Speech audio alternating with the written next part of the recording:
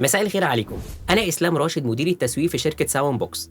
في الفيديوهات اللي فاتت جاوبنا على الأسئلة المتعلقة بالفوكال ريكوردينج والفوكال بوث، وفي الفيديوهات دي هنجاوب على الأسئلة اللي كانت بتجيلنا على الصفحة بخصوص العزل الصوتي والمعالجة الصوتية. يلا بينا نشوف أول سؤال معانا إيه.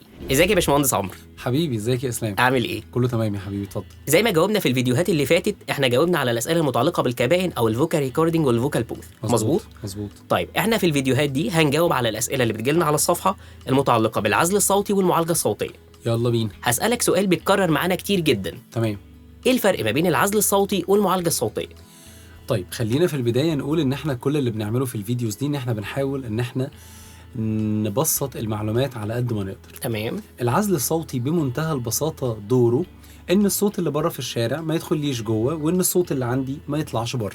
ده التعريف البسيط جدا. بالظبط زي المصانع. طب ما هي المصانع بتعمل عزل صوت ليه؟ لان اصوات الالات بتبقى عالية جدا. تمام. خصوصا لو المصانع دي قريبة من مناطق سكنية مش في منطقة صناعية. مهم. وهكذا لأي مكان عنده المشكلة دي. في أماكن بيبقى عندها كومبروسرز كبيرة صوتها ضخم جدا، بيعملوا للمكان ده زي غرفة كبيرة معزولة صوت. مظبوط. طيب ده ليه علاقة بمعالجة الصوت؟ لا خالص، ده ليه علاقة بعزل الصوت، إن الصوت العالي اللي جوه ما يطلعش بره، أو الصوت العالي اللي بره ما يدخلش جوه. ده كده الإيه؟ العزل الصوتي. تمام، أوكي. خلاص.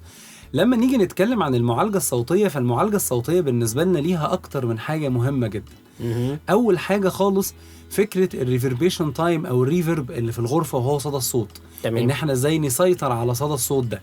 تمام. الحاجة التانية بترجع هو أنا أصلا هشتغل داخل الغرفة عندي إيه؟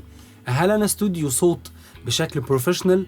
هل أنا هسجل مثلا وليكن برامج تعليمية أو دورات أو لقاءات أو حاجات زي كده، استوديو عادي. بالظبط. ولا أنا مش بعمل كل الكلام ده وأنا هعمل معالجة صوتية عشان أصلا عندي كروما وهصور فيديوز وإعلانات. تمام.